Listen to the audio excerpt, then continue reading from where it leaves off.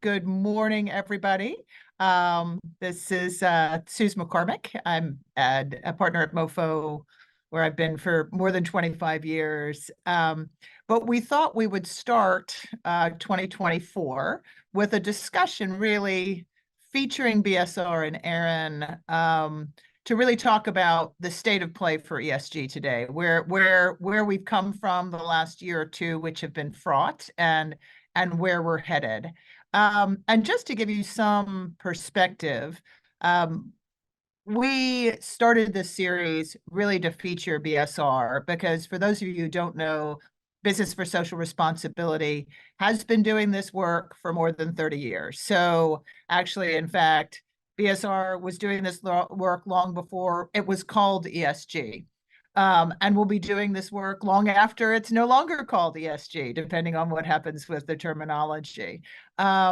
So, those of you who know me know the term ESG was coined in 2004 in a United Nations report that was actually put together by a bunch of institutional investors. And the general thesis behind it was these are a whole bunch of environmental, social, and governance factors that tie to shareholder value and profitability for companies, but are not necessarily on the balance sheet.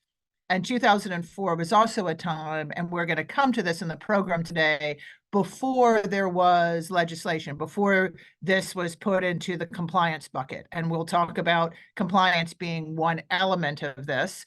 But quite frankly, even though I'm the lawyer on the call, it's less than half of it. So, ESG started 2004, came out, sort of got merged with a whole bunch of other things, and now, quite frankly, is being attacked by both the left and the right for all kinds of reasons. So the terminology has become fraught.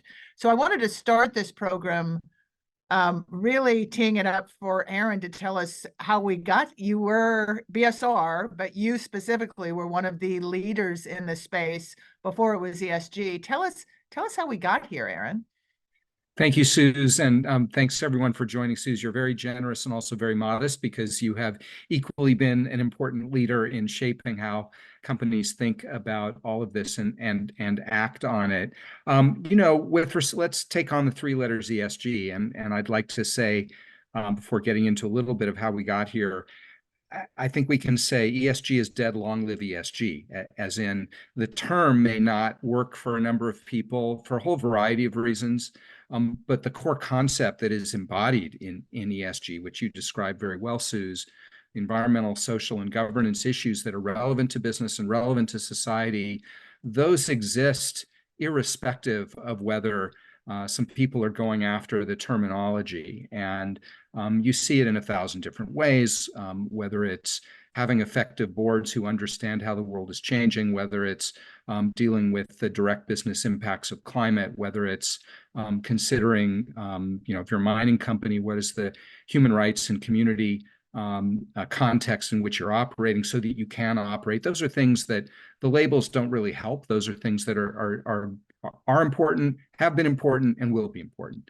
So how did we get here? I mean, I really think it's that there's been a rising recognition that a lot of these questions are very directly relevant for business and answer a core question that the average person on the street, not someone who works for an ESG index, not a chief sustainability officer, is a company living up to expectations, is a company behaving fairly, is a company respecting communities, respecting the environment. That's what the average person wants to know, and companies, I think, increasingly can be rewarded for that. They can also be punished for that. Where we've come to is, I'd say, a much more mature understanding of all of this. When BSR got started in 1992, I think a lot of the dialogue was, well, this is the right thing to do. This is important to think about. Stakeholders care. And all of that's true. There's no doubt about it. But the level of understanding that you see in boardrooms, in C-suites, and frankly, people on the front lines for companies in all sorts of different roles, there is a maturity in all of this, and we shouldn't lose sight of it. I think there's maybe a more positive version of the the story of the boiling frog, which suddenly finds itself in trouble. In fact, if you sort of take out the day-to-day vicissitudes, the variations that you see, the debates, the headlines, all of that, I think it is undeniable that companies understand the importance of this and have gotten significantly more sophisticated with respect to understanding the role that, let's say, just and sustainable business plays in how they lead their companies, how they steward their companies, how they make investments, how they think about innovation, how they engage with the outside world, how they engage in partnerships, all of that. So I think we've faced so much volatility. You know, the 2020s were defined, including by BSR, as the decisive decade. They've been arguably the indecisive decade, the 2020s, but I think more a volatile decade. And if you take out that volatility and look at the trend lines, the progress is undeniable. Got a long ways to go, but the progress is undeniable, and the level of maturity is significantly higher than previously. That's true. And it was interesting. When we sent out this blast, we invited a lot of our clients who are on to the podcast. I got a couple emails like, "Oh, Suze, ESG is dead. Oh, Suze, are you jumping on the bandwagon?" I'm like, interestingly, we're not focusing, on ESG anymore. And I'm like, actually, everybody's focusing on ESG. Blackstone, long before this was a term, again, put it all under governance. Every investor understands the interplay between governance and valuation. Every company understands the importance of governance being the scaffolding around businesses. And if you go to the term, in addition to climate and DEI, which we're going to come to, ESG as a term has always included cybersecurity. Since it was coined, has always included privacy, has always included, anti-money laundering, anti-bribery, and all of those. And when we get in a minute to the sort of the regulatory, the interesting thing to me is the new regulation and compliance, and then sort of good governance around this area involves thinking about not just your business, but the business of your suppliers, the business of your customers, all of the other stakeholders, and that's being embedded within the regulation. So, when you have state laws that are like, you can't talk about ESG, what we're finding is the asset managers taking money from those pensions are just saying, it's not ESG, it's just climate risk and cyber, they're just naming the elements, which is, I think, why you said ESG is dead, long live ESG. We're just, we at the firm are moving to ESG and sustainability, which I find ironic because the group was first called the Sustainability Group back in 2001, but my partners didn't know what that was. So I feel like we're coming all the way full circle. But before we go on to sort of, the broader picture, I'd like you to talk sort of about recently kind of where ESG is on the global stage. And you were both at COP and at Davos. Aron, can you tell us, maybe start with COP and then take us to Davos in terms of what are some of your reflections on this area from those convenings? Yeah, and I would even add Climate Week in September. So you've had these three massive global gatherings in a 4-month period of time, which you can debate whether we need that much, but regardless, I think it is reflective with this of the state of play. So first of all, I will start with COP, and I think there was so much debate over COP, and I think COPs have to be judged fairly. To get a consensus amongst 195 countries with very, very different circumstances and interests and levels of influence, it is a massive and massively difficult task. I mean, Al Gore is calling for the reform of the COP process because consensus amongst 195 countries is so hard. So you can say for some advocates and for some businesses as well, the language in the final agreement was not strong enough. Transition away from fossil fuels. A lot of people, including BSR and a coalition that we're part of, the We Mean Business Coalition, we wanted to see the phase out language. But the fact is, and just look at some of the geopolitical debates that are out there, the fact that an agreement came together at all with a degree of clarity, it is a massive achievement and something that is really not happening in almost any other context in the world right now. So I think it's important to take a step back and understand that and say that that direction is important. So that's one. Two other things on COP.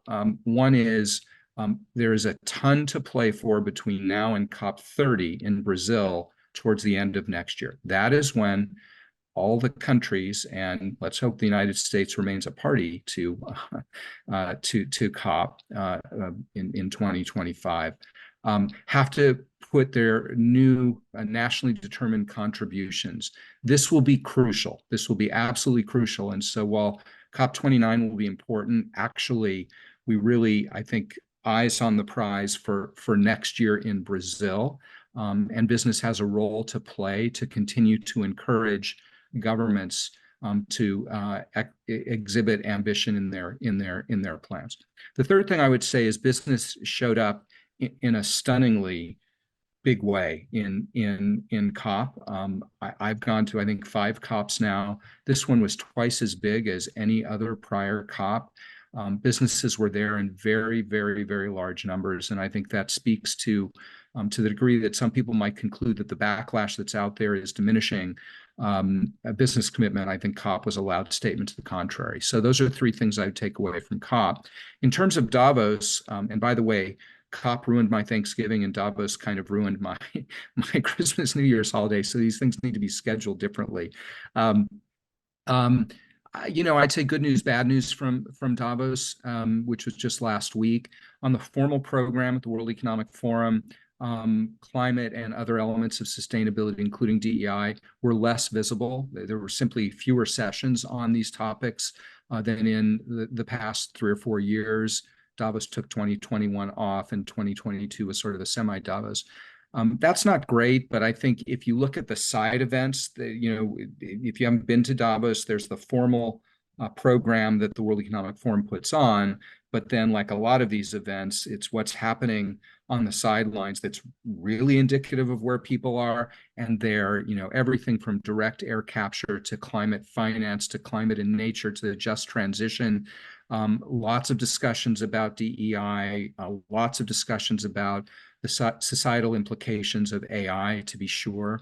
Those were all very visible with very vigorous debates and frankly, business and geopolitics, and I hope we'll come to that later. So if I look at where these things are now compared to where they used to be, it's light years ahead. I first went to Davos in 2005. There were, I believe, 6 of us who could speak a couple of coherent sentences about sustainable business in 2005.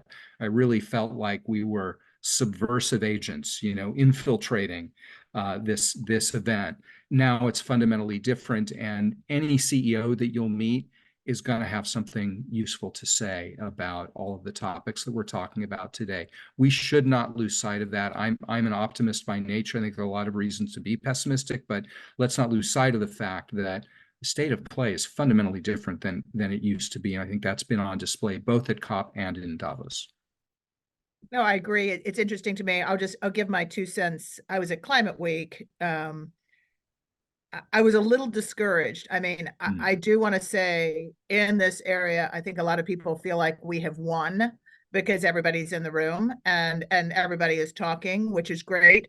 But, I went to the first Climate Week, and now this, and if you actually look at the trajectory of emissions, we're getting worse and worse and worse. COP, it was interesting to me. I was at, I think, the 4th COP. And then this year I got out of offices from partners at other firms who couldn't smell climate change 5 years ago, and they were all there as well. So I actually take that as a really good sign that people are taking it seriously. The question is, and we'll come to this, what is actually going to move the needle? So, and before we go, just to give people the agenda for the rest, we're going to talk a little bit about compliance and the new regulation, what's there and what's coming in this area. Then we're going to go over to Aron to talk about how business is really adapting to this. We're going to do a deeper dive on where we are on some of the specific issues like responsible tech, like cyber, like climate and DEI. And then we're going to kind of look ahead and give you our thoughts for 2024. But as we are doing that, I have the chat open. This should be a dialogue. So if you have any questions, I was looking at my phone. I've already gotten texts from a few people who are on this, and I know you guys know a lot about this area. And for those who don't, you have basic questions, whatever the question, there are no bad questions. Just please put it in the chat and we will weave it in. So the interesting thing to me as a lawyer about this area is when I started focusing back in 2001, there was very, very little hard law. So it was interesting to me. You had the environmental regulatory folks over here, and then corporate folks weren't paying any attention. I mean, there was some environmental regulation obviously affecting climate, and there was some regulation related to anti-money laundering. And there has been a sea change. I will say, before I give you sort of an overview of the regulatory landscape, I will say, if you just use the regulations as a benchmark, as a company or an investor, you're going to be in really, really bad shape. And the reason is, and we'll talk a little bit about the coming litigation, companies and investors have been focusing in this area for 20 years. So there's a whole bunch that you're doing and have been disclosing before there's regulation, and you need to factor that in. You can't just say, okay, let's leave all the voluntary disclosure behind and have a, because it was made to investors and consumers, and look anew because now we have regulation that's telling us exactly how we need to measure and report on our carbon emissions. So you have to look at what came before, and you also have to look at what's coming. And I will just preview this by saying, 120 regulators around the world have said that they are going to be following the ISSB, the International Sustainability Standards Board, which is under the IFRS, in terms of passing regulation about what companies say and disclose to investors about their ESG. So that's 120, that's almost all, I mean, the majority of countries where there is significant commerce around the world. So the answer for companies and investors is you may not care, but you're going to care because there's going to be regulation, and then we're going to get to, you should care because it's going to impact your profitability and your ability to have an ability to operate and a license to operate, which Aron is going to go into. So just really quickly, and obviously if you guys want to have further information on any of this regulation, we're happy to provide. First, because I'm a US lawyer, I do not think the US is the leader here, but I start in the US because that's what I know best. So you've got a whole bunch of things, and FTC, the Federal Trade Commission, publishing and promulgating green guides to update what companies say to consumers. You've got the SEC, which is starting to regulate even more. It has a huge enforcement division on cyber, on names, and coming on climate, about what companies say and disclose around ESG and particularly climate. You've got state developments in the United States, particularly California. And for those of you who don't know, there are 3 pieces of legislation related to climate that came out in California at the end of last year: emissions, risk, and disclosure. And the disclosure piece was meant to provide some transparency for the voluntary credit markets, but it's much broader to encompass any company, public, private, doing business in California that is making statements about its climate goals. So very wide reaching. I think the jury's out on how much impact they'll have actually on climate. So you've got states that are getting into the action. You've got state attorney generals that are getting into the action, both sides, pro and con, attacking companies for being too green, attacking companies for not being green enough. And then I talked about the international. You've got the EU. The EU is a game changer with CSRD, with SFDR. The compliance in terms of disclosure goes into effect in 2025, which means that those large issuers are starting to gather data for reporting now. Why this matters for every US company is because we're going to get to it in the specific areas, whether it's human rights or DEI or climate or cyber. All of this regulation requires that you report not only on what you are doing, but what all of your counterparties are doing as well. So if you are a small US company in the Valley and you've got a battery company and you're going to have a contract with VW, you're going to need to know what they need to report because you're going to be reporting to them, which is why this is such a broad base. I often say it doesn't matter what the SEC does because you've got the bookends of California and the EU affecting everybody and every company in the US. That's not true. It does matter. And we'll get in a minute to the cyber rules and the climate rules, which we do expect this year, probably before the election from the SEC, which will be game changers. But that's kind of the lay of the land. But I want to turn it back to Aron because I really think, and again, I'm just a lawyer, but if you just focus on compliance, you're screwed as an investor or as a company. So Aron, can you kind of tease out that perspective and talk about how companies should be adapting and what they should be looking at and doing, especially at the leadership level, in addition to compliance? Yeah, thanks for that excellent overview, Suze. We are at BSR, we're focusing a lot of time and attention on this because our members are. And the point of view is that this is a really positive development, and there are some potential unintended consequences that are really important to call out as well. So, simply put, compliance is raising the floor for not only reporting and disclosure, but also performance. The risk is that it lowers the ceiling of ambition.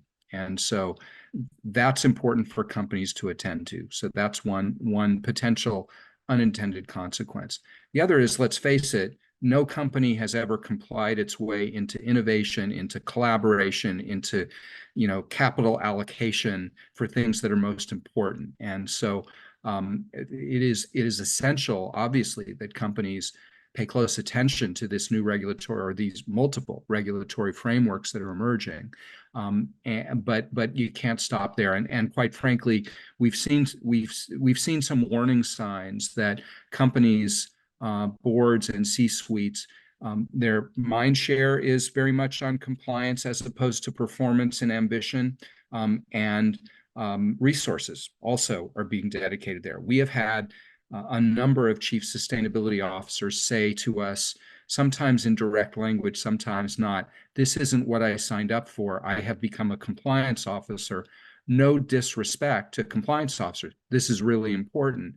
But sustainability at the end of the day is about prospective activity. Reporting and disclosure is about retrospective activity. And if companies focus too much time and attention on measuring what happened last year, they will not be doing enough to shape what will happen next year, next decade, on topics that are changing very, very rapidly. So I think that contextual point is supremely important. The other thing that companies can do is there is an immense drive, and it's really important for, you can say convergence, you can say interoperability of the various standards, because yes, the EU is de facto the standard that a lot of companies are going to be using, but there are a lot of different frameworks, and it's very, very complicated. And so companies can and should be using their voice, whether publicly or privately, almost doesn't matter, to push for harmonization. And that's been happening, although I would say imperfectly, for example, with the SEC on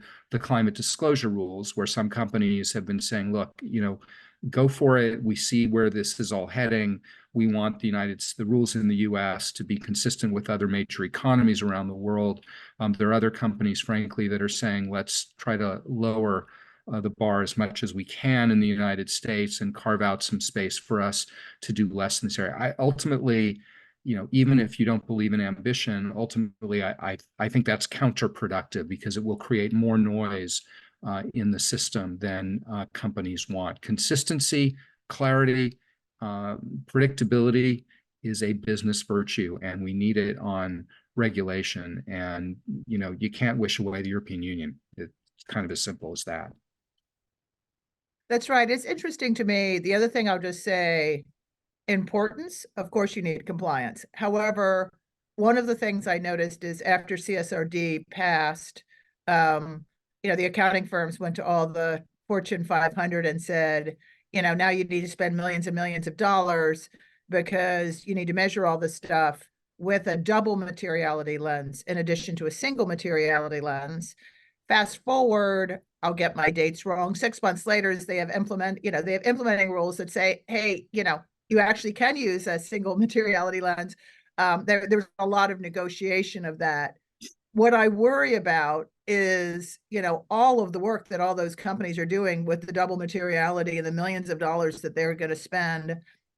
A, they're not going to be grandfathered in when the EU rules change, and the EU rules are going to change. And B, you spend all of this money on compliance, but you actually haven't advanced the ball. There is more of a disconnect between what you are doing and the value of your company than before. So this is what Aron is saying, looking at it from the business lens, I would just pause before somebody comes to you. And Aron and I have both been as Aron longer than me, a long time. There are 100 consultants telling you have to do 100 things and it's going to cost $5 million.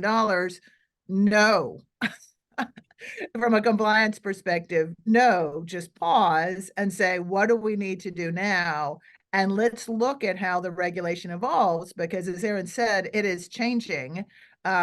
Most jurisdictions are, again, following S1 and S2 under ISSB, so they're a good benchmark, but they're all a little different. I mean, I'm wonky enough to review the Hong Kong rules, or to review the and most of them are steering towards a single materiality standard. What does that mean? Single materiality is the standard the SEC rules say, which is you, as a company, you need to be focused on shareholder value and economic value. And so you screen these ESG factors and specifically focus on the impact that they have on shareholders. So that doesn't mean you don't consider stakeholders. It means that where you focus is on what is driving the economics, is driving shareholder value, which was the original definition of ESG in the first place, and we've gotten all muddled. But Aron, you want to say anything? Yeah, I mean, on that, I mean, look, I think when it comes to following the disclosure rules, single materiality may play. It's going to be evolving over the next several years. When it comes to doing the right thing for your company, failing to look at impacts on society will give you only a partial picture of things. And so I think it is important, therefore, to look at double materiality, because otherwise there will be an undiscovered country, if you will, that people may not see and understand. Because I think if you look at the other rationale for that, in my view, is that impacts on society today may be impacts on business tomorrow. And there's a long history over the last, the whole history of BSR, where we've seen that happen, where stakeholder views, even if they're extraneous to business, can be a proxy for understanding what is going to become much more material for shareholders. And let alone for business strategy. So I think both things are really important. How you frame it for compliance reasons may be different, but going through life only opening one eye is not really a good way to go, in my view. 100% agree. And my point is, just don't view double materiality just with the compliance lens, with the accountants. Right. That's a business proposition. And in just a second, we're going to get to responsible tech, ethical AI, key example of, considering stakeholders and shareholders, because it's the right thing to do. You really don't want to further blow up democracy, but even more importantly, it's going to affect or equally importantly, it's going to affect the value of your company going forward. So that's exactly Aron's point. What I'm saying is shift that to the business. And one of the interesting things, I'm going to talk a little bit about litigation that we've had. We work with corporate counsel and have for a number of years, and going out to, hundreds of in-house counsel, public and private companies. 5 years ago, they might have had somebody, especially at some of the advanced companies, that understood what ESG and sustainability were, but generally your general rank and file, in-house lawyer was not thinking about it. Now most of them are. There has been a sea shift. Some of it has been compliance. Some of it is because this impacts supply chains. Some of it is because the companies have made commitments around net zero and carbon neutral and DEI that filter all the way through. But the vast majority, it's up to, more than 90% of in-house counsel now say ESG as part of their purview, whether they're licensing, compliance, litigation, wherever they or corporate, which is very interesting. And in the survey we did last year, 80% of in-house counsel said that, in fact, they were starting to tie compensation at their companies to ESG factors. I think there's a lot of room for improvement there in terms of using the variables, using comp as a tool. It is really hard, and I know BSR was at the cutting edge of this. And there are folks I'll just call out like Nike and HP that have been doing this for 10, 15 years. So they kind of know what works. But I think it's an interesting trend. And Aron, you want to comment on that? And then I want to talk a little bit, another reason why in-house counsel are focused is because of the rising tide of litigation. But Aron, anything you want to say before I go to that? I mean, I think you said it well, and I do think clearly more companies are tying executive compensation at least to social, environmental, and governance factors. As you say, it's not easy to do well. You know, the first simplest and hopefully not simplistic bit of advice I give is just do what's relevant for your company. It's not going to be the same in every industry sector for every company, and avoid the temptation to rely on the indices. There may be people from the indices on the call. I apologize in advance, but they're kind of all over the map in terms of what they say. And I have seen companies that have tied compensation on ESG to performance in the indices, and it often leads to tears because they can vary substantially year to year, vary substantially based on which indices you use. So those are my two pieces of advice on that. It's not simple. It ain't never going to be perfect, but that doesn't mean you don't do it.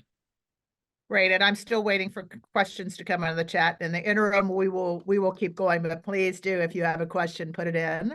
So another reason why lawyers are focused on this is because there is now litigation. And at the firm, initially, when I started practicing this area, 2001, this was an extension of the corporate practice because we were setting up new corporate forms, we were working on the governance, we were thinking about disclosure, we were thinking about fiduciary duties. We have an ESG and sustainability group that is now more than half litigators. And the reason is because our clients are getting sued, getting threatened with suits, having investigations, and they vary. You have consumers, you have state AGs, you have the US government in the form of antitrust that is looking at this. Climate is not an exception to antitrust. When a whole bunch of people get together and want to affect change within their supply chain in an industry, it affects price and supply. There are antitrust issues there that need a lot of support, and shareholders, because companies have in the past and are continuing to make a lot of disclosure in these areas and what they say and how they say. And so we divide the litigation that is sort of outstanding now, or has been filed now, into sort of, I would say, sort of three buckets. There's a lot of environmental litigation. A lot of it is around climate, in addition to the normal environmental regulatory litigation. I would commend to you the Sabin Center's climate change litigation databases, which really do keep up. And the Sabin Center is at Columbia Law School. I teach at Berkeley, but Columbia is doing an excellent job here. So the climate litigation, or NGOs, are individual people. If you look at Montana versus Held with the right to a safe environment, are greenwashing. If you look at VCM's greenwashing case against Delta, are state AGs. If you look at California's lawsuit against Big Oil, and relate to consumer, the lawsuit against KLM for misleading advertising on carbon emissions. So we've got that whole body, sort of an extension of environmental into the climate space. You guys know there's a lot of social litigation, particularly in the wake of the Harvard and UNC case with SCOTUS. And the state AG is getting into the action. But we as a law firm were sued, and some of our clients have been sued as well, again, on the basis of race. We'll come back to that in a second. And there's a lot of consumer protection, rising tide of consumer protection litigation as well. And I just commend to you AG Tennessee versus BlackRock, which is over false and misleading statements to Tennessee consumers on ESG. So again, the interesting thing about litigation is typically you can see it's coming from one place. This is coming from about 10 different places. And I will end by saying one of the most interesting things on climate I've seen is the individual plaintiffs who are getting standing to sue the carbon majors being the 100 largest emitters for individual damages. So say in Pakistan, you've lost a couple $1 trillion, you get standing to bring a cause of action against a cement manufacturer, an ag company, or an oil and gas company that is responsible for 2% or 5% or 0.1% of global emissions. And 0.1% of 10 trillion is a lot of money. I can't do the math this quickly, but it's a lot of money. On the positive side, one of the things that is driving is a lot of innovation within the Fortune 500, because, and Aron their BSR is working with a lot of these companies. It actually makes economic sense for their global emissions to go from 2 to 1.8, because that is trillions of dollars of potential liability that they will not have for this litigation. So I don't think litigation is yet driving the decisions in the C-suite. It is certainly one reason that the in-house counselor focused on this area, and it is certainly something to watch, because when we get to the trends, people are expecting to see a lot more litigation. And one of the reasons is because we've had 20 years before regulation, and now there's regulation. And the simple thing that I explain to people is, so you were using a voluntary standard and you said your emissions were 10. Now you've got regulation that says you have to be 20. And depending on what assumptions you made in those calculations, you're going out essentially with a restatement to your consumers and your shareholders. And that is going to yield a lot of litigation. Yeah. Aron, before we get into the specifics. Yeah, I mean, for those of you who may not know, I'm trained as a lawyer. I actually went to work at MoFo after law school, which was a great experience. And the then managing partner, when in the first week, talked about how, sometimes you deal with the so-called parade of horribles, all the things that can create headaches. And Suze, you just walked through a lot of things that are headaches. If you zoom out, here's what's going on. What's going on is progress is being made. Let's just take climate. Progress is being made, but it's clearly not enough, and it's not fast enough. And so the impacts are piling up, and the tools that groups of citizens or attorneys general or other actors have are being used more and more to hold companies to account. And I think we could have a long and interesting debate over whether, as a matter of social policy, public policy, that's the right way to get after it. But these tools exist, and they're going to be used more and more, because no matter what happens, and again, staying with climate for a minute, we are going to continue to see a good bit of progress on the part of the business sector. There's no doubt about that. And we've got a lot of warming baked into the system already, which means there will be more and more climate damage, and people are going to seek recompense for that damage. And so, we're living in a split screen world in a sense, where we've got companies moving, making commitments, making investments, doing all sorts of good things that I think are fantastic, but it's not enough. It's not enough collectively, and companies can be on the front lines. Let me cite an example of one company that embodies this dilemma very well. BNP Paribas in 2023 had these two experiences. They were ranked at the top of all the big global banks in terms of their ratio of financing for clean energy versus fossil fuel energy. So number one, I think their ratio is 1.4 to 1 clean to fossil fuel energy. Best of all the big banks. They were simultaneously sued under the French law of vigilance for not doing enough to address climate change. And for me, that encapsulates the dilemmas that companies face. Those two things can both be true. They both happened, and they seem inconsistent, but actually, that's the world we live in. And that's the world we're going to live in. And there will be more litigation, not less, in the coming years. That's right, because you have emissions that are going to go up you know, I actually read Scientific American. I think I'm fully aware that there's no way we're going to hit 1.5. And I don't understand when people are just going to start really focusing on all of the work that has to be done. For example, in 80% of the low-income homes in this country that are not climate resilient, we have a housing crisis that is severe now that's going to be 10 times worse. There are just so many ramifications that are coming. And again, this is not left or right. You're a Democrat, I'm a Republican. This is neither. This is just, and it's interesting in the terminology, this is just changes in weather that are happening. This is flooding and fires that is happening, and we've got to adjust. Part of it is addressing so we reduce some of the factors that are contributing to it. Some of it is, actually taking the actions, to protect human life, which we are not doing it nearly enough on. But that's my 2 cents.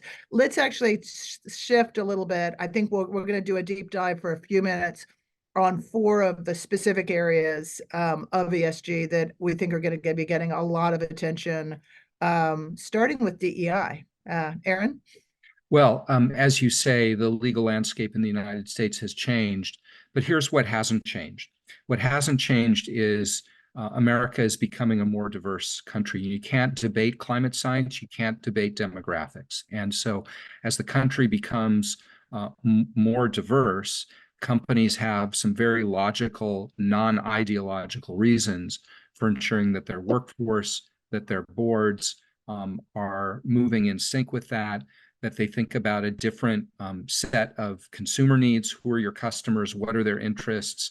An anecdote was told to me by an insurance company. It said, we never looked at our products through the lens of gender, but then we realized that outside of our commercial lines of business, 80% of our customers are women. And so, and women can't generalize, but women tend to have a somewhat different set of it's a somewhat different thought process and priorities than men do. So we need to think about our products through that lens. That's not that's not marginalizing men, that's being attuned to our marketplace. So those things are going to remain important. I also think that if you look back now, think about the tragedy of George Floyd. I think in retrospect, companies maybe said more than they were prepared to do, and that was probably a mistake. So on the one hand, aligning intention with action, it deserves more attention. And I'm not arguing for doing less, but I think maybe being a little less tied to a particular moment. That kind of thing's going to happen again. So that's the other thing I would say to companies is don't get caught unaware when the next flashpoint comes, because it's going to come. That's just, the world isn't linear, progress isn't linear, change isn't linear, events are unpredictable. And so I think being ready for the demographic change that is continuing and being aware that action has to follow words, and then and knowing that your practices will come under scrutiny at some point due to situations and events that we can't recur, but we know somehow will happen. So it was interesting in Davos last week. I attended a couple of sessions, actually more than a couple, on DEI, and every company was saying, yeah, we're not talking about it as much, we're not using the term DEI as much, but our commitment to an inclusive workplace, to thinking about our customers, think about our communities in an inclusive way, that continues unabated. And I think that's the right way to think about it. Yeah, I agree. I mean, there are a whole bunch of new terms. There's greenwashing, but then there's green hushing, and then there's green rinsing, and then there's green crowding, blah, blah, blah, blah, blah, blah, blah. The green hushing, so what?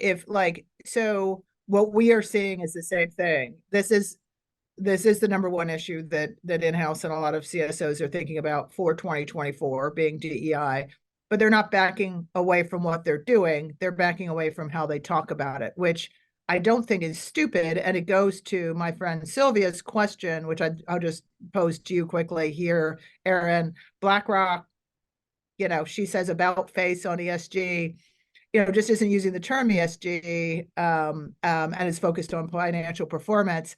I don't think BlackRock has actually changed from when they were focused on all of these elements as part of governance before the term ESG, which was before 2004 and now. But Aron, I'd love your perspective. Well, and hello, Sylvia. Thanks for the good question. I won't focus so much on BlackRock, even though they're a bit of a flashpoint, but I think more broadly, they and their peers are clearly being forced to address some of the pushback that they're getting in certain jurisdictions. And fair enough, I think the way they're getting at it by focusing on fundamentals is valuable. The shift in language, so long as the commitments remain, not a problem. I will say one of the tools that businesses have, however, is voice. And I think I would hate to see that voice go silent. I think when I think about the backlash writ large, I see four things driving it. So the first is there remains a gap between commitments and action. Number two, there are communications that, whether or not they're greenwashing, probably do get ahead of what companies are actually doing. Some of it's maybe not well thought through. It's not, certainly not all malevolent. Some of it is about stating ambition, but the communication is a little fuzzy and terminology is fuzzy. Those are three things that companies really do have to address. And I think BlackRock and others are trying to do that, and that's valuable. The fourth piece, though, the fourth element of the backlash is pure political, point scoring. And that, in my view, I think businesses have to push back on that and call it out for what it is, which is a desire not to see an energy transition happen, not to see attention to more inclusive workplaces, not to see the diversification of boards of directors. And companies know that those things are valuable and important, and I think should call out not be not be blithe about subjecting themselves to more political attacks, but I will say I think Disney did a pretty good job after some of the kerfuffle over "Don't Say Gay" arose in Florida, and sort of stuck to its guns and said, "This is why we think this is important. We want people at our parks to feel welcome. We don't want them to face extreme weather. That's bad for them. It's bad for Disney. It's bad for our shareholders." I think some of that remains needed. So I'll get on that soapbox a little bit and say that companies should be humble and address the shortcomings that continue to exist and probably always will, but also push back on bad faith arguments. And there are a lot of bad faith arguments. And what I mean, just my 2 cents. I think one of the reasons DeSantis, I mean, that was a turning point for his campaign, and after that, things slid. So, yeah, it wasn't. Yeah, it was just an interesting flashpoint.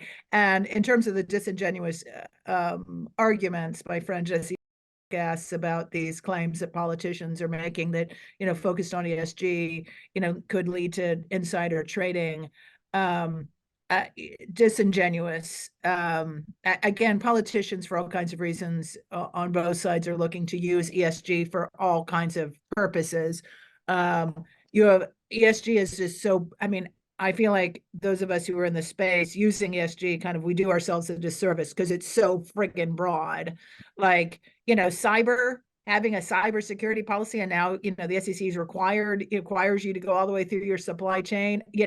Come on, you got to have good governance around that. That's not, really, they're getting at DEI and climate, and they're just trying to find any way to attack policies where they think there's going to be a disconnect between focus on that policy and shareholder value. It's more of a sort of a fiduciary duty, which is why we need new corporate forms, but we're not talking about that here.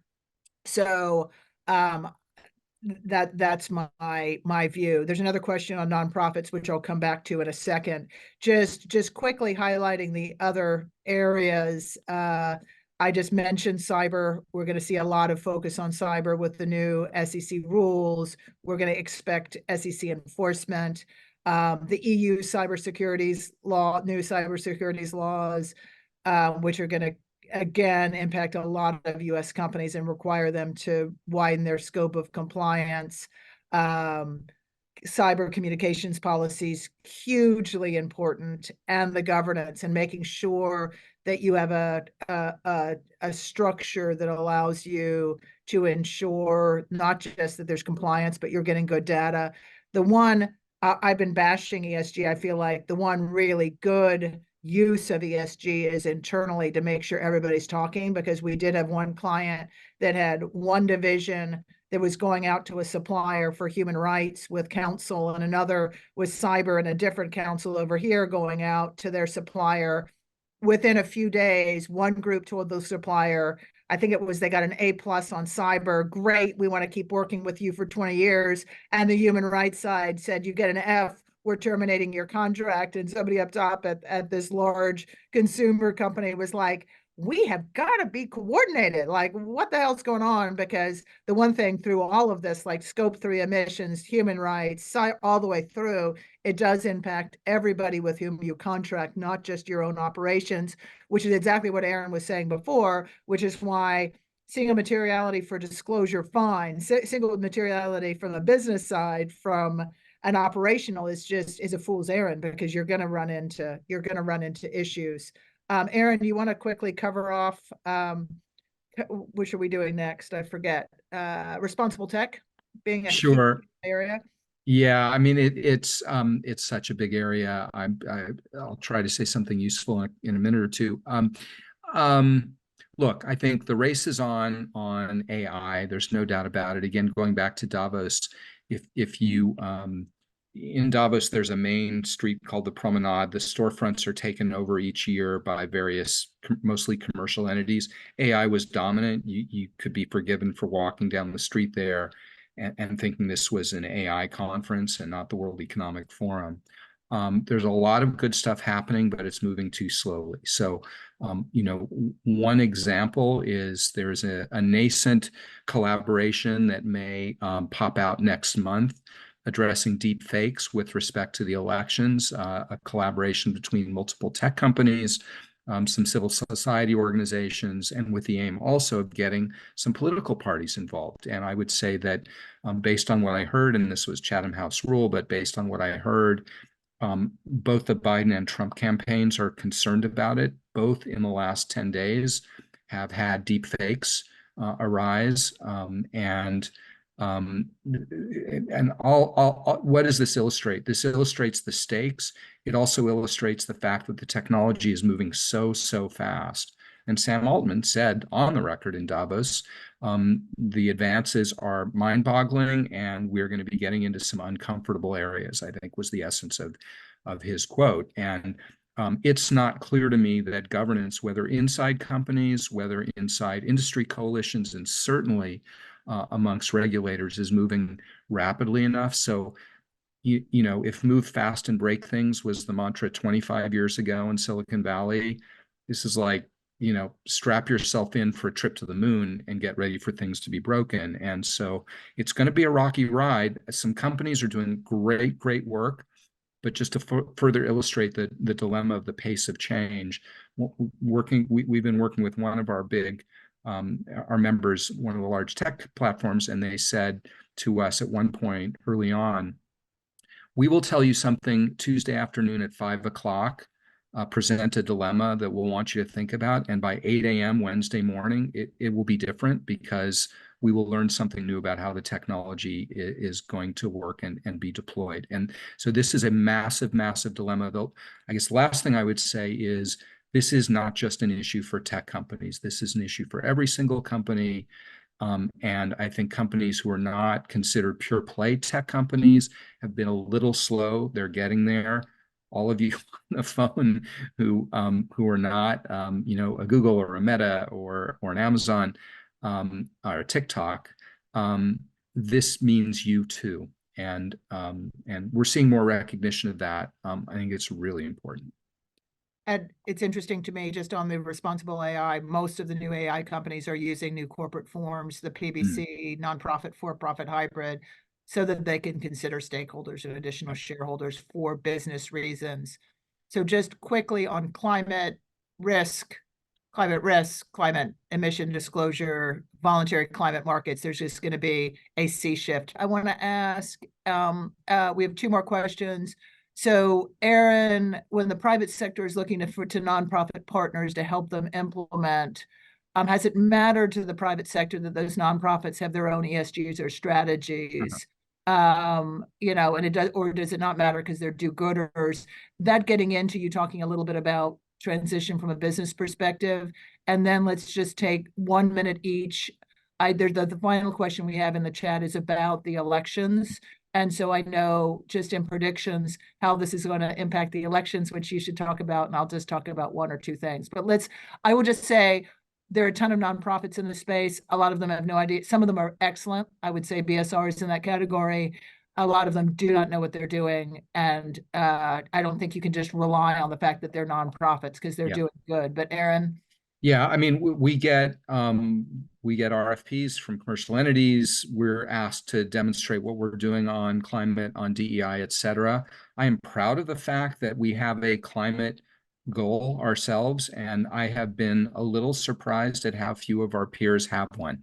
So, you know, we are not, our emissions are not like some commercial entities, to be sure, but we are trying to take it seriously, and we're dedicating resources to do that. And I think it's important. It's important for everyone to do that. Okay, so 2024, start with the elections and corporate sovereignty versus what's happening, and especially around DEI, which was our question, but you were going to talk about it.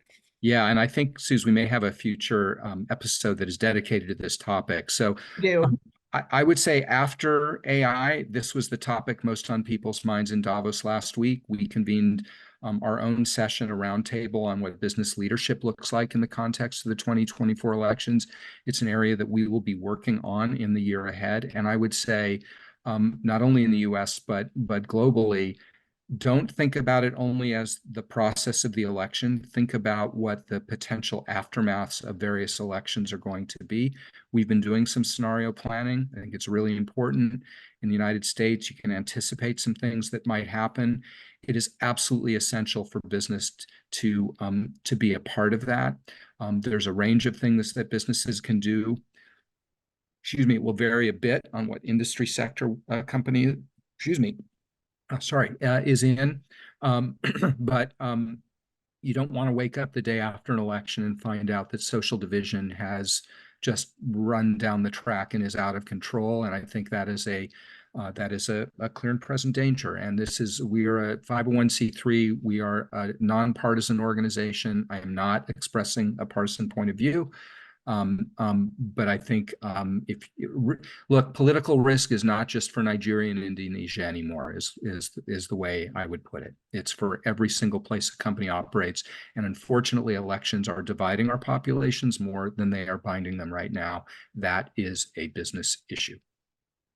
That's exactly right. And then I would just say on the legal side of the coin, compliance is just going to continue, more and more regulation, more and more litigation. That's sort of the kind of negative. On the positive, integrated in almost every deal that we are doing on the corporate side, you know, disclosure, getting more and more robust about making this real in terms of how it's measured and data and benchmarking.